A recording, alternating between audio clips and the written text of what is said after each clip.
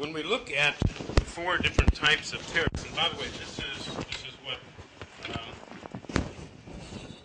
my work is. It doesn't mean that it's the final episode in understanding terrorism. It just happens that it's easier for me to look at 4 types rather than some of the other professionals who have written about the psychology of terrorism. And some have categories of 16 types. Some have categories of 2 types.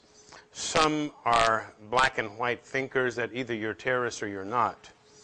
The purpose in categorizing is so that not only do we understand the terrorist profile psychology, but the value is, what are we going to do with that information? And yes, we do negotiate with terrorists. Why is it that it's important to talk to the enemy?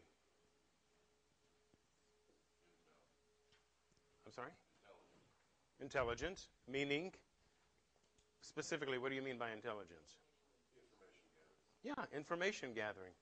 To gather information is going to help you do what with that individual? Negotiate. It's very, very likely. It's very likely to do that. And you'll see in the next times that we're talking that the psychology of why people become terrorists is quite significant as well. That has to do with this. What I want to do now, is it, what time is it right now in California? Okay, good. Okay, great. Well, it's like 8:30 at night for me, but that's okay. I'm still here with you. This article was published as a chapter in Chris Stout's 4 volumes, or I think he had 4 or 3. I can't remember which one it was. Either he had the 3 and James Forrest from West Point had 4. But this one was in Volume 2, Chapter 8 of the Psychology of Terrorism. Chris Stout was a consultant to the White House on this particular topic. So what we learned then, in summary, is that the psychopath has no moral or ethical understanding. They're manipulative. They're exploitive. It's a personality disorder. They are narcissistic, non-discriminatory targeting. They don't care who they kill as long as they don't get hurt. Non-ethical, that means they lack the superego, and you can go into Melanie Klein, Freud, many, many different people who talk about the psychopath. Very typical. We're not inventing a new kind of psychopath. This is the usual kind of psychopath. The ages vary. Goals are not evident when they look at their lives, as was correctly explained. They tend to be impulsive. Defense mechanisms includes denial, distortion, narcissistic projection, acting out, and rationalization. Go ahead. I noticed a big difference between the psychopathic and the other 2 types that were talked about, because both other groups specifically mentioned a lacking or something that was wanted or something they were trying to make up for. And with the psychopath, there's no lacking there. I mean, the lacks are what causes the problem, but their basic goal is to be in charge of everybody else, to be running the show.